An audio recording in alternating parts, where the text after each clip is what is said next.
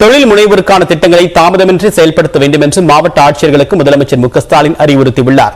கள ஆய்வில் முதலமைச்சர் திட்டத்தின் கீழ் விழுப்புரம் சென்ற முதலமைச்சர் மு க ஸ்டாலின் விழுப்புரம், கடலூர், கள்ளக்குறிச்சி மாவட்டங்களில் செயல்படுத்தப்படக்கூடிய திட்டங்கள் குறித்து ஆய்வு செய்தார். இரண்டாவது நாளாக விழுப்புரம் மாவட்ட ஆட்சியர் அலுவலகத்தில் நடைபெற்ற கூட்டத்தில் அமைச்சர்கள் உதயநிதி ஸ்டாலின், பொன்முடி, கே.என். நேரு, ஏவாவேலு, ஐ. பெரியசாமி உள்ளிட்ட அமைச்சர்களும், தலைமை செயலாளர் இறையன்பு, முதலமைச்சரின் செயலாளர் உதயச்சந்திரன், 3 மாவட்டங்களின் ஆட்சியர்கள் மற்றும் உயர் அதிகாரிகள் பங்கேற்றனர். ஆய்வுக் கூட்டத்தில் பேசிய முதலமைச்சர், துறை செயலாளர்கள் மட்டுமே முதலமைச்சரை சந்திக்க முடியும் என்ற நிலை மாறியிருப்பதாக கூறினார். புதிய சிறுதொழில் முனைவோர்களுக்கு ஊக்கமளிக்கும் திட்டங்களை குறிப்பாக காப்பீடு நிதி உதவி, வங்கி கடன், நீட்ஸ், வேலையில்லா இளைஞர்களுக்கான வேலைவாய்ப்பு திட்டம் ஆகியவற்றை மாவட்ட ஆட்சியர்கள் தீவிரமாக செயல்படுத்த வேண்டும். மக்களோடு பழகி அவர்களின் தேவை அறிந்து செயலாற்றுங்கள். அவர்களை பாராட்டினை பெறும் வகையில் உங்கள் பணி அமைய வேண்டும். அரசின் ஆணைகளை மட்டும் செயல்படுத்துவதாக இல்லாமல் நீங்கள் செயல்படுத்த விரும்பும் புதிய திட்டங்களை அரசுக்கு சொல்லி முன்மொழிவு அனுப்புங்கள். அரசு இந்த நல்ல பணிக்கு என்றும் உதவியாக. முறையான குடிநீர், சுகாதார வசதிகளை வழங்க வேண்டும் என்றும் ஏழை மக்களின் வாழ்வாதாரத்தை உயர்த்த வேண்டும் என்றும் அதிகாரிகளுக்கு முதலமைச்சர் அறிவுறுத்தினார். ஆய்வுக் கூட்டம் நிறைவடைந்த பிறகு முதலமைச்சர் சென்னை திரும்பினார். இனி அடுத்ததாக விரைவுச் செய்திகளை பார்க்கலாம். தஞ்சாவூர் மாநகராட்சி கூட்டத்தில் அதிமுக உறுப்பினர் பேசிய மைக் ஆஃப் செய்யப்பட்டதால் அதிமுகவினர் திமுகவினரிடையே தகராறு ஏற்பட்டது. மேயர் ராமநாதன் தலைமையில் நடைபெற்ற மாதாந்திர கூட்டத்தில் அதிமுகவை சேர்ந்த மணிகண்டன் அண்மையில் வடிகால் வாய்க்கால் பாலம் இடிந்து லாரி சிக்கிக் கொண்ட விபத்து குறித்து பேசினார். அப்போது அவரது மைக் ஆஃப் செய்யப்பட்டதை மற்றொரு உறுப்பினர் கேசவன் தட்டி கேட்டார். அப்போது அவருக்கும் திமுக உறுப்பினர் பாலசுப்ரமணியத்திற்கும் இடையே தள்ளுமுள்ளு ஏற்பட்டது. இதனை கண்டித்து அதிமுக, அமமுக, பாஜக உறுப்பினர்கள் தரையில் அமர்ந்து தர்ணாவில் ஈடுபட்டனர்.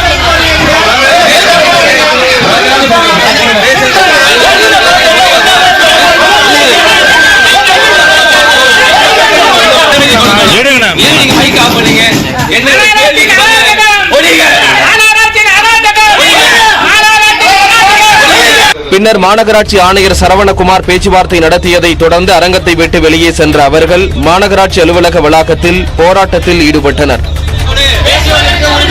பயப்படாதே, பயப்படாதே, எதிர்க்கட்சியை பார்த்து பயப்படாதே.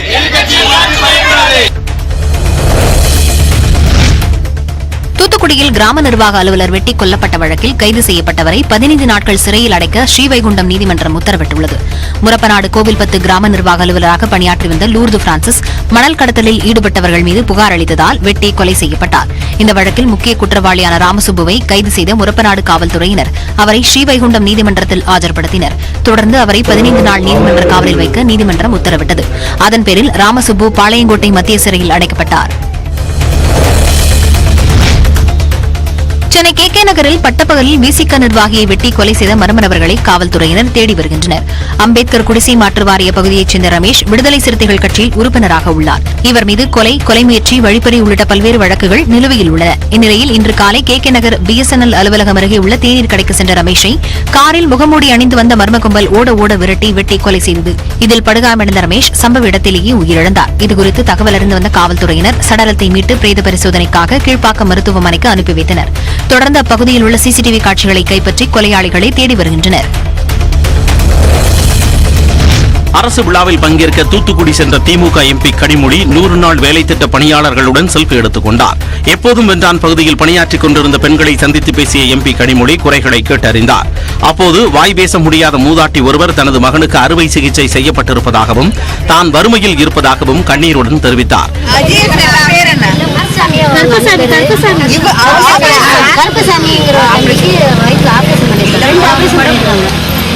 இப்ப இருக்காரா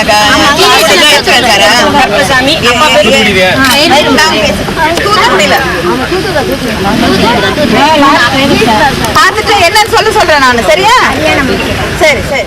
இதையடுத்து தூத்துக்குடி அரசு மருத்துவமனைக்கு சென்ற கனிமொழி மூதாட்டியின் மகனை நேரில் சென்று சந்தித்து ஆறுதல் கூறினார். விழுப்புரத்தில் உள்ள எலக்ட்ரிக் ஸ்கூட்டர் விற்பனை நிலையத்தில் பேட்டரி வெடித்து தீ விபத்து ஏற்பட்டது. புதிய பேருந்து நிலையம் அருகே உள்ள இந்நிறுவனத்தில் பணியாளர்கள் பணி செய்து கொண்டிருந்த போது ஸ்கூட்டரில் பொருத்துவதற்காக வைக்கப்பட்டிருந்த 2 புதிய பேட்டரிகள் திடீரென வெடித்தன. இதனால் தீ விபத்து ஏற்பட்ட அப்பகுதியே புகை மண்டலமாக மாறியது. இதனை அடுத்து அலறி அடித்துக் கொண்டு வெளியே வந்த பணியாளர்கள் தீயணைப்பு நிலையத்திற்கு தகவல் தெரிவித்தனர். பின்னர் தீயணைப்பு வீரர்கள் தீயை உடனடியாக கட்டுப்படுத்தியதால் பல லட்சம் ரூபாய் மதிப்பிலான புதிய ஸ்கூட்டர்கள் விபத்திலிருந்து தப்பின.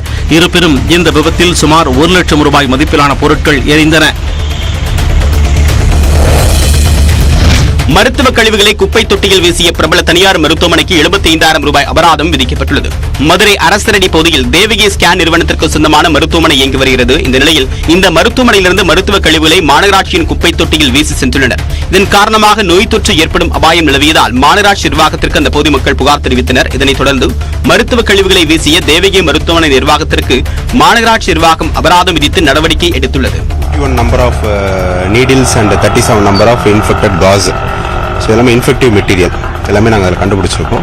ஸோ இதில் வந்து எங்களுடைய existing rules, municipal solid waste management rules and biomedical waste management rules படி என்ஃபோர்சிங் ஏஜென்சி நாங்கள் மதுரை கார்பரேஷனும் தமிழ்நாடு பொல்யூஷன் கண்ட்ரோல் போர்டும் appropriate action will be taken.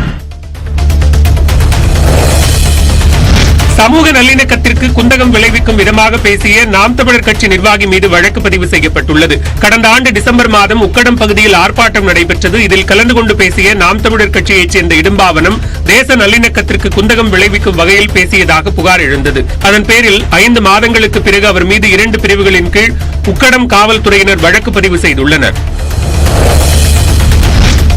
Chennai அருகே குன்றத்தூரில் விசிக நிர்வாகி வெட்டி கொலை செய்யப்பட்ட வழக்கில் அவரது சகோதரரை காவல்துறையினர் கைது செய்தனர். தரப்பாக்கம் பெருமாள் கோயில் தெருவைச் சேர்ந்த அதீஷ் என்பவர் விடுதலை சிறுத்தைகள் கட்சியில் ஆலந்தூர் துணை அமைப்பாளராக இருந்து வந்தார். இந்த நிலையில் இவருக்கும் இவரது அண்ணன் மகன்களான சுகாஷ், சுனில் ஆகியோருக்கும் இடையே தகராறு ஏற்பட்டது. மோதல் முற்றிய நிலையில் இருவரும் தாங்கள் மறைத்து வைத்திருந்த கத்தியால் அதீஷை குத்தினர். இதில் படுகாயமடைந்த அவர் சம்பவ இடத்திலேயே உயிரிழந்தார். இதுகுறித்து வழக்கு பதிவு செய்து விசாரணை மேற்கொண்ட குன்றத்தூர் காவல்துறையினர் தலைமறைவாக இருந்த அவரது அண்ணன் குமரேசனை கைது செய்து சிறையில் அடைத்தனர்.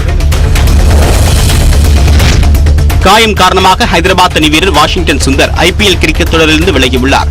ஆல்ரவுண்டரான இவருக்கு தொடைப்பகுதியில் ஏற்பட்ட காயத்தால் அவதியுற்று வந்தார். தொடர்பாக பரிசோதனை செய்த மருத்துவக் குழுவினர் தொடர்ந்து அவர் விளையாட முடியாத சூழல் ஏற்பட்டுள்ளதாக தெரிவித்தனர்.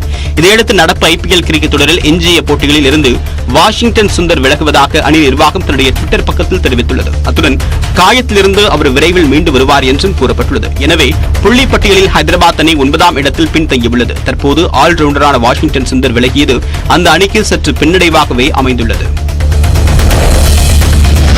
சத்தீஸ்கர் மாநிலத்தில் நக்சல்கள் தாக்குதலில் உயிரிழந்த பாதுகாப்பு படையினர் 10 பேரின் உடலுக்கு முதலமைச்சர் பூபேஷ் பாகல் மலர் வளையம் வைத்து இறுதி மரியாதை செலுத்தினார். அரண்பூர் பகுதியில் நக்சல் தீவிரவாதிகள் பதுங்கியிருப்பதாக கிடைத்த தகவலை அடுத்து ஆயுதப்படை போலீசார் நேற்று தேடுதல் வேட்டை நடத்தினர். வேனில் திரும்பிக் கொண்டிருந்த போது குண்டு வெடித்ததில் ஓட்டுநர் உட்பட 11 பேர் உயிரிழந்தனர். உயிரிழந்த வீரர்களின் உடலுக்கு இன்று முதலமைச்சர் பூபேஷ் பாகல் இறுதி மரியாதை செலுத்தினார். தொடர்ந்து வீரர்கள் உடலுக்கு அஞ்சலி செலுத்திய குடும்பத்தினர் கண்ணீர் விட்டு கதறி எழுதினர்.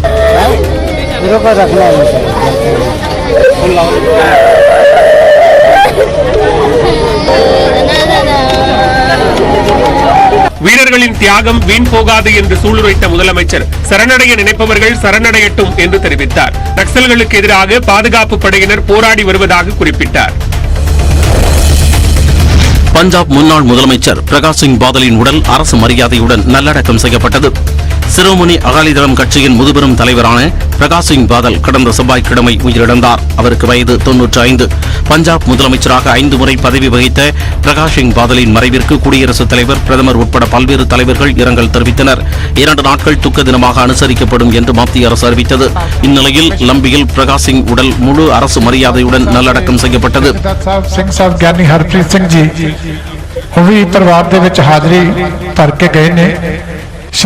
அவரின் இறுதிச் சடங்கில் ஏராளமான பொதுமக்கள் கலந்து கொண்டு அஞ்சலி செலுத்தினர்.